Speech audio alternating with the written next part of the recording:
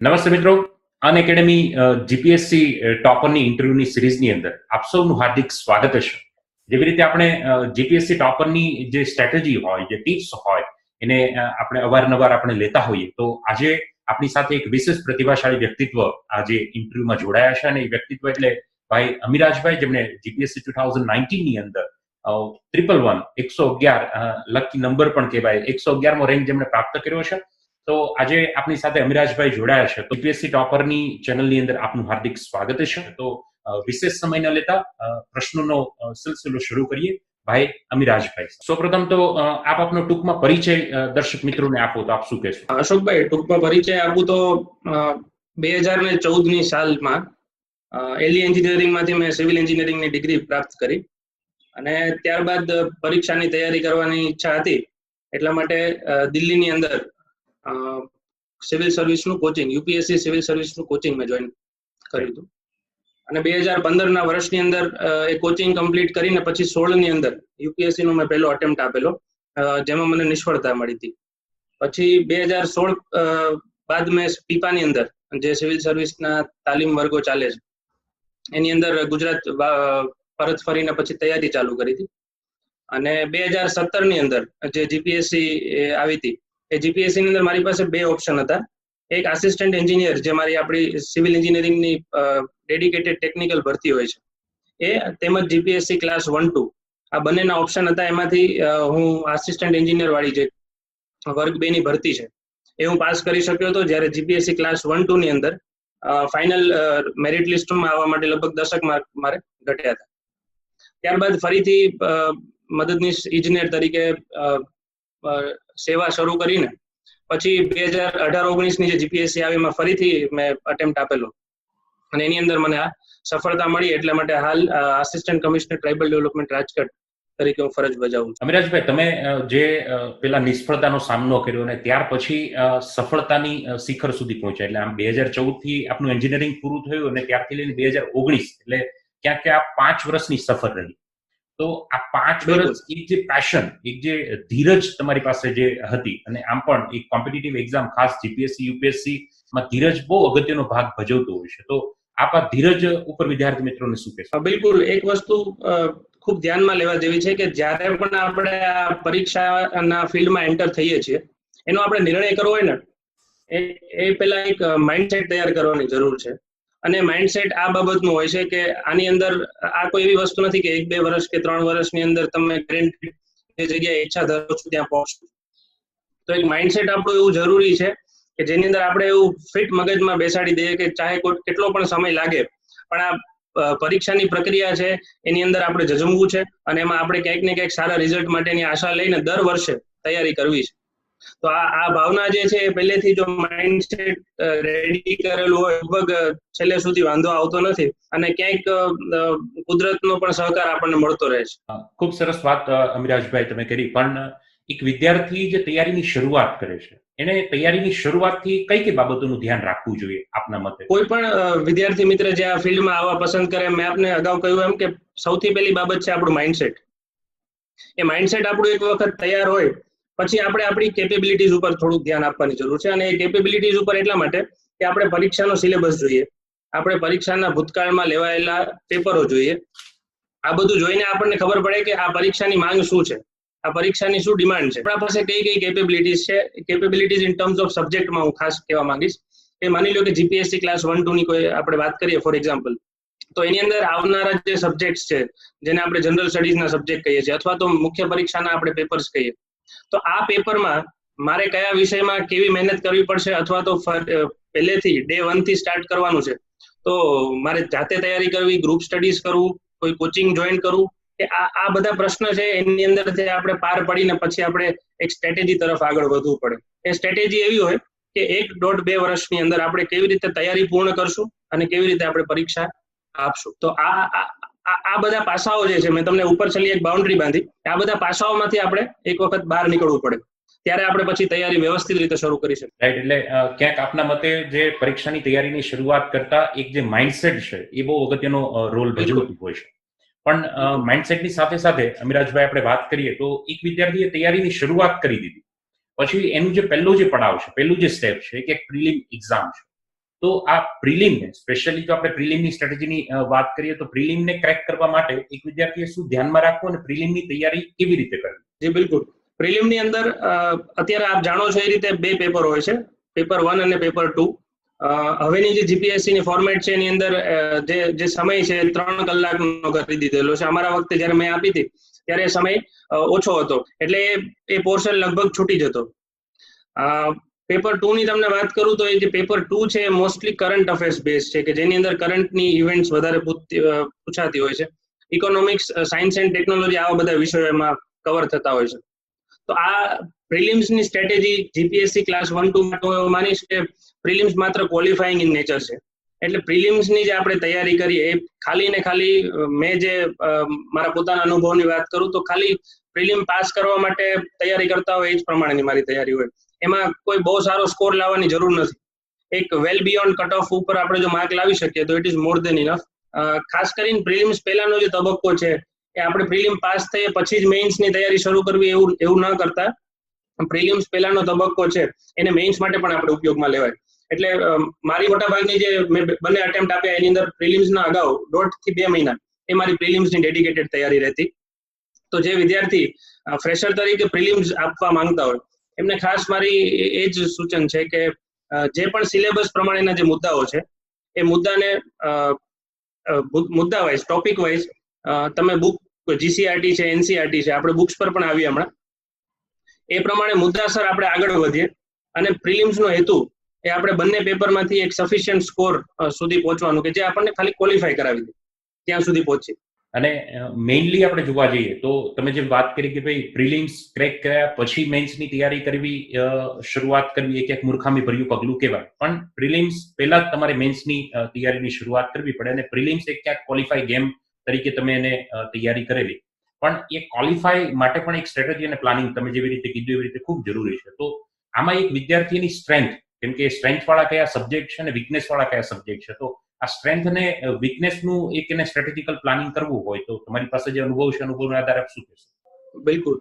આ પરીક્ષા જે છે એની અંદર આપણે વાત કરીએ એમ કે પ્રિલિમ્સ આવે, મેઇન્સ આવે અને ઇન્ટરવ્યુ આવે. આ પરીક્ષાનો મેઇન મદાર જે છે, જે તમને ક્વોલિફાઈ સુધી લઈ જાય, એ છે મેઇન્સ, અને એના પછી આવે ઇન્ટરવ્યુ. પ્રિલિમ્સ જે છે એ ક્વોલિફાઈંગ નેચરની છે. તો હવે આપ સિલેબસ જ્યારે જોવો ત્યારે પ્રિલિમ્સ અને મેઇન્સ આ બંનેનો લગભગ સિલેબસ છે એ સેમ જ હોય છે, ઓવરલેપ થતો હોય છે. તો આપણે જ્યારે મેઇન્સની ડિટેલમાં તૈયારી કરીએ તો એની અંદર ઓટોમેટિકલી પ્રિલિમ્સ આપણે કવર કરી લઈએ છીએ.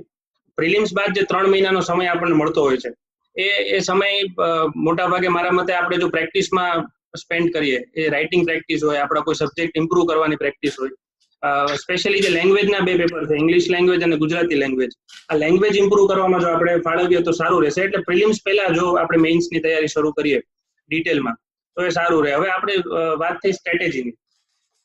તો સ્ટ્રેટેજીની અંદર હું તમને વાત કરું તો મેઇન્સની અંદર આપણી પાસે 6 પેપર છે, GS 1, 2, 3, English language, Gujarati language અને એસે. મારા જે 2 વર્ષના અનુભવ છે એના ઉપરથી હું એટલું કહું તમને કે જીએસ 1, 2 અને 3 આની અંદર લગભગ વિદ્યાર્થી મિત્રો આપણા જે તૈયારીમાં હોય છે એ લોકો લગભગ સરખું જ મટીરિયલ વાંચે છે. એટલે એની અંદર આપણા પાસે જાજી વેરાયટી જીએસ 1, 2, 3 માં નથી. તો જે આપણને બેનિફિટ મળવાનો છે, જે પરીક્ષા પાસ કરવા માટેનું જે આપણને એડ્જ મળવાની છે, એ એડ્જ આપણને મળશે લેંગ્વેજના પેપરમાં અને એસેના પેપરમાં. તો ખાસ કરીને આની સ્ટ્રેટેજી આપણે જ્યારે પ્લાન કરતા હોય ત્યારે જીએસ 1, 2, 3 માં એક નોર્મલ લેવલની તૈયારી હોય, અને પેપર 1, 2 અને 3 ની અંદર એસે, ઇંગ્લિશ લેંગ્વેજ અને ગુજરાતી લેંગ્વેજના પેપરની અંદર જો આપણે થોડીક એડ્જ મેળવી શકીએ તો એ આપણા માટે ખૂબ ઉપયોગી. એટલે પહેલો પોઈન્ટ આ ધ્યાનમાં રાખવાનો હોય. બીજી વસ્તુ કે આ 6 પેપરની અંદર આપણે કોઈ પેપરની અંદર બહુ વધારે માર્ક, બીજાની અંદર ઓછા માર્ક એવું કરશું તો આપણે કદાચ સફળતા સુધી ન પહોંચી શકીએ. આ પરીક્ષા માટે ખૂબ જરૂરી છે કે 6 પેપરની અંદર આપણે એક એવરેજ સ્કોર મેન્ટેન કરીએ. એ અબાઉ ધી એવરેજ સ્કોર જો આપણે 6 પેપરની અંદર મેન્ટેન કરીએ તો આપણા સફળ થવાના ચાન્સીસ બહુ વધારે છે. અને આપ કદાચ રિઝલ્ટનું એનાલિસિસ કરો તો મેઇન્સનું જે કટ ઓફ છે એ લગભગ કુલ 900 માર્કની જે મેઇન્સ હોય છે એ હાર્ડલી 45 થી 50% માર્ક્સથી માણસ ક્વોલિફાય કરતો હોય છે. તો આપણે દરેકમાં જો 6 પેપરમાં એવરેજ સ્કોર લાવીએ તો એ ખૂબ હિતાવહ રહેશે.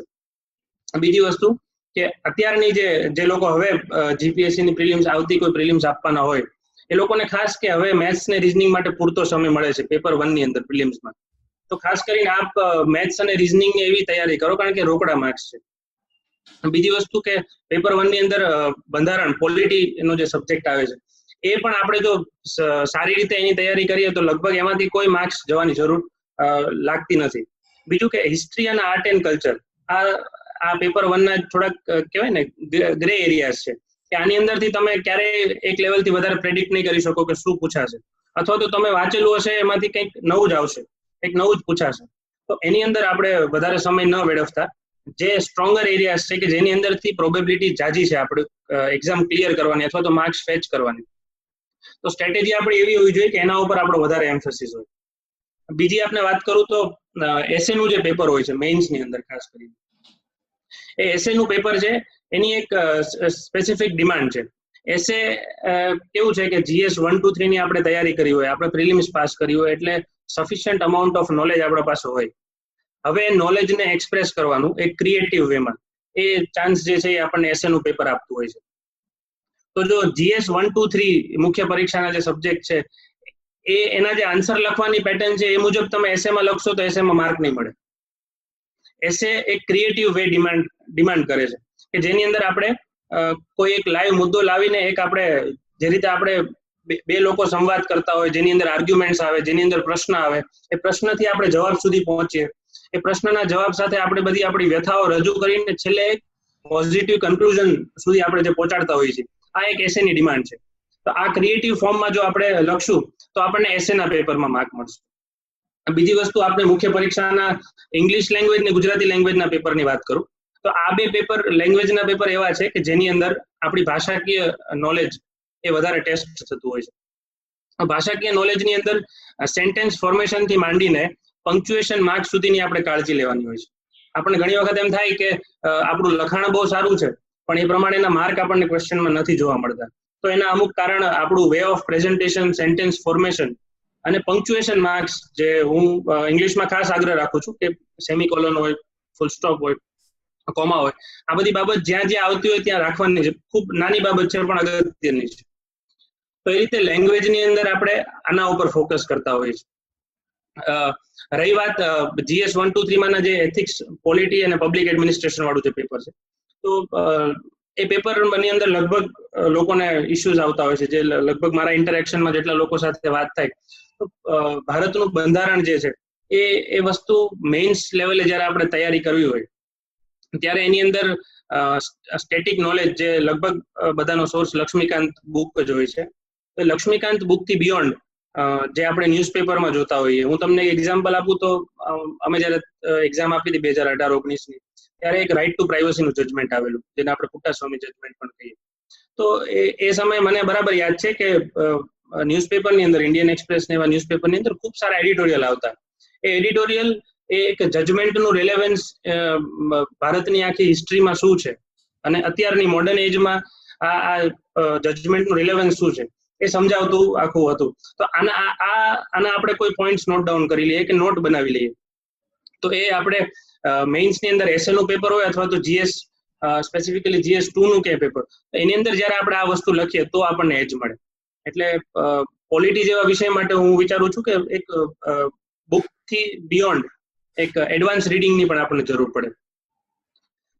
વાત જ્યાં સુધી એથિક્સ અને પબ્લિક એડમિનિસ્ટ્રેશનની છે તો એની પણ વિવિધ નોટબુક્સ પબ્લિક એડમિનિસ્ટ્રેશનની અંદર જ્યારે આપણે વાત કરીએ GS 3 ના પેપરની અંદર, તો એની અંદર જો આપણે મહદઅંશે આપણે ડાયાગ્રામેટિક વે ઓફ રિપ્રેઝન્ટેશન જો એ પેપરમાં કરીએ તો એવું જોવામાં આવ્યું છે કે એની અંદર વધારે સારા માર્ક મળે આપણને. GS 1 ની વિશેષ વાત એટલા માટે કરું છું, એટલા માટે નથી કરતો કે એનું લગભગ સ્ટેટિક જેવું જ આવે છે, એની અંદર કઈ નવું વિશેષ ક્રિએટિવિટી આપણે કરવાની આવતી નથી. તો આ રીતે મેં તમને કીધું એમ કે સબ્જેક્ટ 6 છે, 6 ની એક અલગ માંગ છે, એને આપણે પૂરી કરી શકીએ એ રીતની આપણી સ્ટ્રેટેજી હોવી જોઈએ. ખૂબ સરસ મજાની સબ્જેક્ટ વાઇઝ તમે સ્ટ્રેટેજી અમિરાજભાઈ શેર કરી. પણ એક વિદ્યાર્થીઓને મેઇન્સને લઈને ક્યાંક લેંગ્વેજનો પણ એક પ્રશ્ન થતો હોય કે કેવી રીતે લેંગ્વેજ એક બેરિયર બનતું હોય છે અને લેંગ્વેજ સિલેક્ટ કરવામાં, કેમ કે ઘણી માન્યતાઓ પણ વિદ્યાર્થીના મગજમાં હોય છે કે આ લેંગ્વેજ વધારે પ્રિફર કરીએ તો વધારે સારું પડે, તો આપનું લેંગ્વેજ પર શું કહેવું છે? અમે 2017-18 અને 18-19 જે એક્ઝામ આપી જીપીએસસી ની, ત્યારબાદ ઘણા બધાને આપ કહો છો એ વાત ખૂબ સાચી છે કે ઘણા બધા વિદ્યાર્થીઓને એવું લાગતું હોય છે કે માધ્યમ ક્યાંક સિલેક્શન થવામાં અને ન થવામાં બાધારૂપ બનતો હોય છે.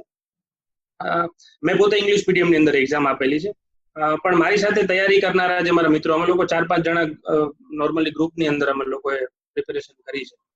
તો એમાં ગુજરાતીના વિદ્યાર્થીઓ પણ હતા અને એ લોકોએ આ એક્ઝામ પાસ કરેલી છે. હું એના ઉપરથી કહું છું કે એક વસ્તુ સ્વીકારવા જેવી છે અને હકીકત છે કે ઇંગ્લિશની અંદર જે સોર્સ ઓફ મટીરિયલ છે, એની જે ક્વોલિટી છે, એ લેવલની ક્વોલિટી આપણને ગુજરાતીની અંદર નથી મળતી. હું તમને એક ઉદાહરણ આપું તો ઇન્ડિયન એક્સપ્રેસની અંદર આવતો રોજે રોજનો જે એડિટોરિયલ અથવા તો ન્યૂઝ આઇટમ હશે, એ કક્ષાની આઇટમ કદાચ આપણા ગુજરાતના જે સ્થાનિક ન્યૂઝપેપર્સ છે ક્યારે નહીં આપે.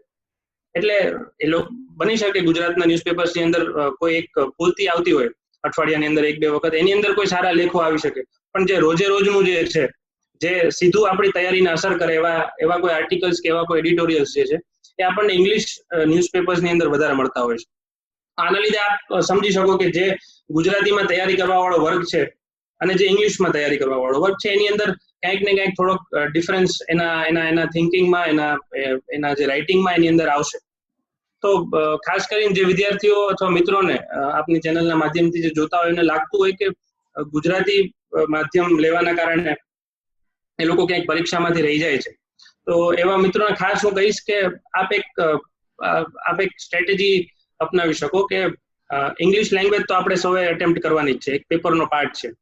તો આપ એક ઇંગ્લિશ ન્યૂઝપેપર્સ કમ્પલસરી વાંચવાનું રાખો અને પ્રિપેરેશનના ડે 1 થી ચાલુ રાખો, અને એની અંદર રોજ એટલીસ્ટ એક એડિટોરિયલ આપણે લઈએ અને એડિટોરિયલની અંદર જે ન સમજાય ડિક્શનરીમાંથી જોઈ શકો આપ એના મિનિંગ, અને એવી રીતે જો 6-8 મહિના સુધી આપણે જે છે એક્સરસાઇઝ કરશું આવી, તો પહેલી વસ્તુ કે આપણને જે રિચનેસ ઓફ મટીરિયલ જે ઇંગ્લિશ મીડિયમ વાળા વિદ્યાર્થીને મળે છે એવો આપોઆપ આપણને મળશે. બીજો ફાયદો એ થશે કે ઇંગ્લિશ લેંગ્વેજનું જે પેપર છે આપણું, એ ઇંગ્લિશ લેંગ્વેજના પેપરની અંદર પણ સેન્ટેન્સ ફોર્મેશનથી માંડીને શું લખવું શું ન લખવું થી માંડીને પંક્ચ્યુએશન માર્ક સુધીની દરેકે દરેક બાબત આપણે એના ઉપર વર્ક કરી શકશું. એટલે મારા જે મિત્રો મારી સાથે હતા, જે લોકોએ પણ એક્ઝામ ક્લિયર કરેલી છે, જે ગુજરાતી મીડિયમથી બિલોંગ કરતા હતા, તો હું માની લો કે કોઈ ન્યૂઝ આઇટમ કે આર્ટિકલ વાંચું ઇંગ્લિશમાં, we discuss it between ourselves. હું એમને સમજાવી દઉં એનો ભાવાર્થ, અને એ પોતાની નોટબુકની અંદર ક્યાંક એને ટપકાવી લે કે આ પોઈન્ટ્સ. તો આવી જો એક્સરસાઇઝ આપણે 6-12 મહિના કરીએ તો હું માનું છું કે લગભગ લેંગ્વેજ તમને પરીક્ષા પાસ કરવાથી નહીં રોકી શકે. રાઈટ, એટલે ક્યાંક લેંગ્વેજનું મહત્વ છે, પણ જેટલી હદે વિદ્યાર્થીઓ માની રહ્યા છે એટલું ક્યાંક મહત્વ નથી. અને ઇંગ્લિશની તૈયારીની પણ સાથે સાથે આપણે વાત કરી, અને એક આ વાતને સાથે ભણી લઈએ કે ગુજરાતી બેકગ્રાઉન્ડના જે સ્ટુડન્ટ્સ છે, તો એમની ક્યાંક ઇંગ્લિશથી આમ એક નેચરલી જે હાવ છે, જે ડર છે, તો આ ડરને આ એક્ઝામમાં દૂર કરવા માટે એની સ્ટાર્ટિંગથી પ્રિપરેશન માટે તમે એક ન્યૂઝપેપર તો કીધું, પણ એની સાથે સાથે એ બીજું શું કરી શકે જેથી કરીને એનું ઇંગ્લિશ થોડું ઇમ્પ્રુવ થઈ શકે અને આ હાવમાંથી એ બહાર આવી શકે? બિલકુલ, એના માટે મને એક બહુ અસરકારક રસ્તો બીજો પણ મેં તમને કીધું ન્યૂઝપેપર તો એક છે જ, એના સિવાય ઓલ ઇન્ડિયા રેડિયો જે છે એની અંદર રોજ રાતના જે એક ન્યૂઝ આઇટમ આવે છે ઇંગ્લિશની અંદર, એ મારી સાથે તૈયારીમાં મારા એક મિત્ર હતા જે એકદમ રૂરલ બેકગ્રાઉન્ડથી આવે છે, અને એનું એકદમ સમજી શકો છો કે રૂરલ બેકગ્રાઉન્ડથી આવતા હોય એટલે ઇંગ્લિશનો ખાસ એની પાસે મહાવરો નથી. પણ મેં એની સાથે રહીને અનુભવેલું છે કે 6-8 મહિનાની ગાળાની અંદર એ રોજ આવી રીતના રાતના ઓલ ઇન્ડિયા રેડિયો પરની જે ન્યૂઝ આઇટમ છે ને એ વાંચે. એ જે ન્યૂઝ આઇટમ એને વાંચેલી છે એને એક કોરા કાગળની અંદર એ પોતે ભાંગલું તૂટલું આપણે કહીએ ને અંગ્રેજી, એની અંદર પણ એ લખે, અને એ લખીને એને હું હોય કે મારા બીજા કોઈ ફ્રેન્ડ હોય એને એક વખત બતાડી દે કે આમાં શું ભૂલ છે, તો અમે એને એ ભૂલ છે એ રેક્ટિફાય કરવામાં મદદ કરીએ. આજે આપ માનશો નહીં કે આજે મારા કરતા વધારે સારું ઇંગ્લિશ એને આવડી ગયું છે, કારણ કે ગ્રામર તો આપણે જે છે એ પરીક્ષાના ભાગરૂપે તૈયારી કરતા જોઈએ છીએ, પણ સાથે સાથે જો આવી એક્સરસાઇઝ કરીએ, લિસનિંગ અને રાઇટિંગ, આ બે કોઈ પણ લેંગ્વેજ આપણે ઇમ્પ્રુવ કરવી હોય એના માટેની કી ગણી શકાય. તો આપણે જે સાંભળેલું છે એ જ લખવાની ટ્રાય કરીએ તો આપોઆપ આપણને આપણી ભૂલ અંદરથી દેખાશે, અને ભૂલ સુધારો તો ચોક્કસથી લેંગ્વેજની અંદર આપણે બેરિયર હટાડી શકીએ. બીજું જીપીએસસી સ્પેસિફિક જો હું વાત કરું તો જે વિદ્યાર્થીઓને ખાસ કરીને આ હાવ હોય કે ઇંગ્લિશ લેંગ્વેજ જે છે આપણે નબળી છે, એના લીધે ક્યાંક આપણું સ્કોર ઓછો આવે, તો હું એ લોકો માટે એટલું કહીશ કે તમે ડે 1 થી આ સબ્જેક્ટને હાઈ પ્રાયોરિટી આપો. હાઈ પ્રાયોરિટી એટલા માટે કે ઓન એન વીક બેઝિસ, તમે વીકલી બેઝિસ ઉપર કાંઈ પણ લખેલું હોય, વાંચેલું હોય, એનું એક એનાલિસિસ કરી લો કે હું ગયા અઠવાડિયે અહીંયા હતો, આ અઠવાડિયે ક્યાં પહોંચ્યો. જરૂર હોય તો ઘણા બધા ટ્યુટોરિયલ્સ આજે આવી આપની પણ એક જે ચેનલ છે, એ રીતના ઘણી બધી ચેનલ્સ છે જેની અંદરથી આપણને આના ઇંગ્લિશના ટ્યુટોરિયલ્સ પણ જોવા મળતા હોય. તો મારું એવું માનવું છે કે જે વિષય આપણને આપણી નબળાઈ જો ખબર પડી જાય ને, તો એને સુધારવા માટે થતો કોઈ પણ પ્રયત્ન આપણે કરવો જોઈએ. તો જે લોકોને એવું લાગતું હોય કે હજી અંગ્રેજી સુધારવાની જરૂર છે, એ લોકો ખાસ ડે 1 થી આને હાઈ પ્રાયોરિટી ઉપર રાખીને બને એટલી મહેનત, શક્ય એટલી મહેનત, મળે ત્યાંથી મદદ એ લઈને પણ આ બીડું ઝડપીને એ લોકોએ આ કામ કરવું જોઈએ. એટલે ખૂબ સરસ મજાની વાત એ કરી કે એક જો ડિઝાયર હોય કે મારે શીખવું છે, અંદરથી જો આગ હોય તો વિદ્યાર્થી કોઈ પણ લેવલેથી કોઈ પણ લેવલે જઈ શકે છે. પણ મેઇન પ્રશ્ન આવે કે તમારી અંદરની બર્નિંગ ડિઝાયર કેવી છે. મિત્રો, ખૂબ સરસ મજાની ચર્ચા અમિરાજભાઈ સાથે ચાલી રહી છે, અને આ જે ચર્ચા છે, ચર્ચાનો સિલસિલો આવી જ રીતે શરૂ રહેશે. પણ અહીંયા આપણે એક જે ભાગ છે, પાર્ટ 1 ને અહીંયા આપણે કમ્પ્લીટ કરીએ છીએ. આવી જ રીતે તમને આ વિડીયો કેવો લાગ્યો છે, વિડીયોને લઈને અન્ય કોમેન્ટ્સ અથવા તો આપ આવા વિડીયો કેવી રીતે હજુ કેવા ઇન્ટરવ્યુ ઈચ્છો છો, નીચેથી ચોક્કસ કોમેન્ટ બોક્સની અંદર લખજો. અમારી આ ચેનલને આપના મિત્ર સર્કલ સુધી ચોક્કસ પહોંચાડી અને એમના સુધી પણ આ પ્રેરણાનો દીપક પ્રગટે એવા અમારા જે પ્રયાસ છે, પ્રયાસને ચોક્કસ આપ બિરદાવજો. Thank you very much to all of you. અને અમિરાજભાઈ, આપનો ખૂબ ખૂબ આભાર કે વિદ્યાર્થી મિત્રો સાથે આપણે ખૂબ સારી રીતે ચર્ચા કરી. આપણે પાર્ટ 2 ની અંદર મેન્સની અંદર જે બુક સોર્સ છે એ અને ઇન્ટરવ્યુ તરફ ચર્ચા કરવા જઈ રહ્યા છે. તો ચોક્કસથી પાર્ટ 2 પણ જોવાનું આપ ન ભૂલતા. Thank you.